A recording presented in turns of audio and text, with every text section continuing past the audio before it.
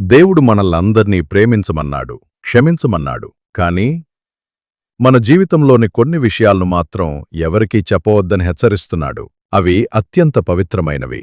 ఆ రహస్యాలను మీరు బయటపెట్టిన క్షణమే మీ ఆధ్యాత్మిక పోరాటం మొదలవుతుంది. అవేంటో ఈరోజు తెలుసుకుందాం. దేవుడు మీకు ఒక గొప్ప లక్ష్యాన్ని లేదా విజన్ను ఇచ్చినప్పుడు అది మీరు సిద్ధపడటానికి మాత్రమే, చర్చించటానికి కాదు. యోసేపు తన కలలను అన్నలకు చెప్పినప్పుడు వారు అతనిపై పగ పెంచుకున్నారు. గుర్తుంచుకోండి, మీ గమ్యాన్ని మీరు చేరుకునే వరకు నిశ్శబ్దంగా ఉండండి. మీ విజయమే ప్రపంచానికి సమాధానం చెప్పాలి. దేవుడు మీతో రహస్యంగా మాట్లాడిన విషయాలు, హెచ్చరికలు కావచ్చు లేదా ప్రేరణలు కావచ్చు, అవి కేవలం మీ ఆధ్యాత్మిక ఎదుగుదల కోసం మాత్రమే. మరియమ్మ దేవదూత చెప్పిన విషయాలను ఎవరికీ చెప్పకుండా తన హృదయంలోనే దాచుకుంది. ఆధ్యాత్మిక విషయాలను తప్పుడు వ్యక్తులకు చెబితే వారు వాటిని అపహాస్యం చేసే అవకాశముంది. మత్తయి 6:3 ప్రకారం మీరు సహాయం చేసినప్పుడు మీ కుడిచేయి చేసేది ఎడమచేతికి తెలియకూడదు. మీరు చేసిన మంచి పనులను ఇతరుల మెప్పుకోసం పంచుకుంటే మీకు పరలోకపు ఆశీర్వాదం కంటే మనుషుల చప్పట్లే ఎక్కువ ప్రాధాన్యత అవుతాయి. దేవుడంతా గమనిస్తున్నాడు.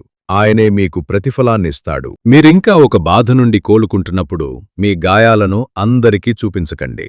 వినే ప్రతి ఒక్కరూ మీ శ్రేయోభిలాషులు కాకపోవచ్చు. కొంతమంది మీ బలహీనతలను మీకు వ్యతిరేకంగా వాడతారు. మీ గాయం ఒక సాక్ష్యంగా మారే వరకు దేవుని సన్నిధిలో మాత్రమే ఉండండి. మీ ఆశీర్వాదాలను చూసి లోకం మొత్తం సంతోషిస్తుందని అనుకోకండి. అసూయ అనేది ఒక విషం. మీ సంతోషాన్ని ఆడంబరంగా ప్రదర్శించకుండా కృతజ్ఞతతో దేవుని దగ్గర ఉంచుకోండి. నిజమైన దైవకృపకు ప్రకటనలో అవసరం లేదు. అది కాలక్రమేణా అందరికీ కనిపిస్తుంది. దేవుడు మిమ్మల్ని కొన్ని విషయాలను దాచమని అడుగుతున్నాడంటే ఆయన మీకు వ్యతిరేకమని కాదు. మీకోసం ఉన్న వాటిని ఎలా కాపాడుకోవాలో ఆయన మీకు నేర్పిస్తున్నాడు. జీవితంలో ఏదీ దాచకుండా ఓపెన్గా ఉండటం మంచిదే.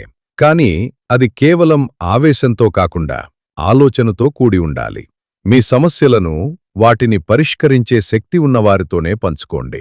కేవలం వినేవారికి చెబితే ఉపయోగం ఉండదు. నిశ్శబ్దంగా నడవండి, లోతుగా ప్రార్థించండి.